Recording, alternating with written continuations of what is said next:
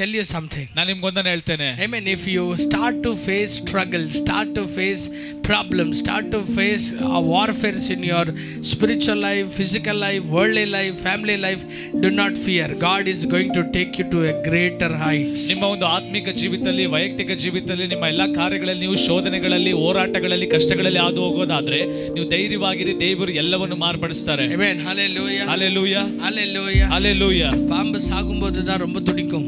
ಹಾವು ಸಾಯ್ಬೇಕಾದ್ರೆ ಜಾಸ್ತಿ ಒದ್ದಾಡುತ್ತೆ. அதே மாதிரி தான் பிசாசு உங்க வாழ்க்கையில துடிக்க ஆரம்பிப்பா, ரொம்ப துள்ள ஆரம்பிப்பா.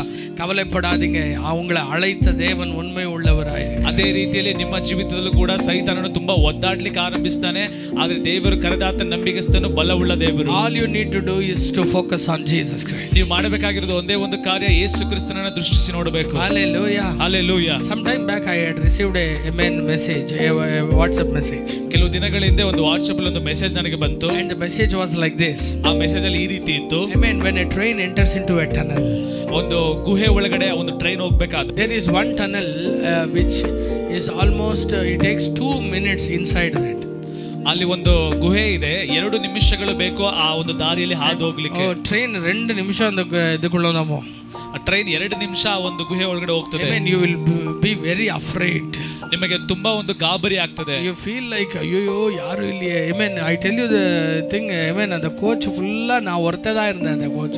ನಾನು ನಿಮ್ಗೆ ಹೇಳ್ತೇನೆ ಏನಂದ್ರೆ ಒಂದು ಸಂಭವ, ಆ ಒಂದು ಕೋಚ್ ಅಲ್ಲಿ ನಾನು ಒಬ್ಬನೇ ಇದ್ದೆ. There is no people inside the coach. ಯಾರು ಕೂಡ ಆ ಕೋಚ್ ಅಲ್ಲಿ ಇರಲಿಲ್ಲ. Amen. And thank God the lights were on. ದೇವರಿಗೆ ಸ್ತೋತ್ರ, ಲೈಟ್ ಗಳು ಆನ್ ಆಗಿತ್ತು. Amen. I know that railway people will keep that train lights inside the coach on because it enters into the tunnel. ಆ railway ಒಂದು ಕೆಲಸ ಮಾಡುವಂತ ಜನರು ಆ ಒಂದು ಟ್ರೈನ್ ಅಲ್ಲಿ ಲೈಟ್ ಯಾವಾಗಲೂ ಆನ್ ಅಲ್ಲಿ ಇಟ್ಟಿರ್ತಾರೆ, ಯಾಕಂದ್ರೆ ಗುಹೆ ಒಳಗಡೆ ಅದು ಹೋಗ್ತದೆ ಎಂಬುದಾಗಿ. Amen. Otherwise it will be completely dark. ಇಲ್ಲ ಅಂದ್ರೆ ಅದು ತುಂಬಾ ಕತ್ತಲೆ ಆಗಿರ್ತದೆ. But what will we do when we enter into that tunnel? ಆ ಒಂದು ಗುಹೆ ಒಳಗಡೆ ಹೋಗ್ಬೇಕಾದ್ರೆ ನಾವ್ ಏನ್ ಮಾಡ್ತೀವಿ? What will we do? ಏನ್ ಮಾಡ್ತೀವಿ? Do we throw our tickets and jump out the train? ನಾವು ಟಿಕೆಟ್ ಅನ್ನ ತೆಗೆದುಕೊಂಡು ಎಷ್ಟು ಹಾಗೆ ಟ್ರೈನ್ ಇಂದ ಆಚೆ ಜಿಗಿದ್ ಬಿಡ್ತೀವಾ? ಹೇಳ್ರಿ. Amen. Hallelujah. Hallelujah. ಅಯ್ಯೋ ಇರುಳುಕೊಳ್ಳ ಪೋರೇನೆ, ಅಯ್ಯೋ ಕತ್ತಲೆ ಒಳಗೆ ಹೋಗ್ತಿದ್ದೀನಲ್ಲ, ಅಯ್ಯೋ I am going to die.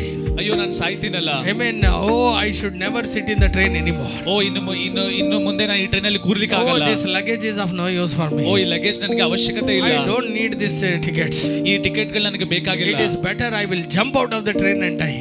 ಈ ಒಂದು ಟ್ರೈನ್ ಇಂದ ಜಿಗಿದು ನಾನು ಸಾಯೋದು ಉತ್ತಮ. Amen. Is it that? ಇದು ಆ ರೀತಿಯ? No. ಅಲ್ಲ. What will we do? ನಾವೇನ್ ಮಾಡ್ತೀವಿ? We will sit quietly.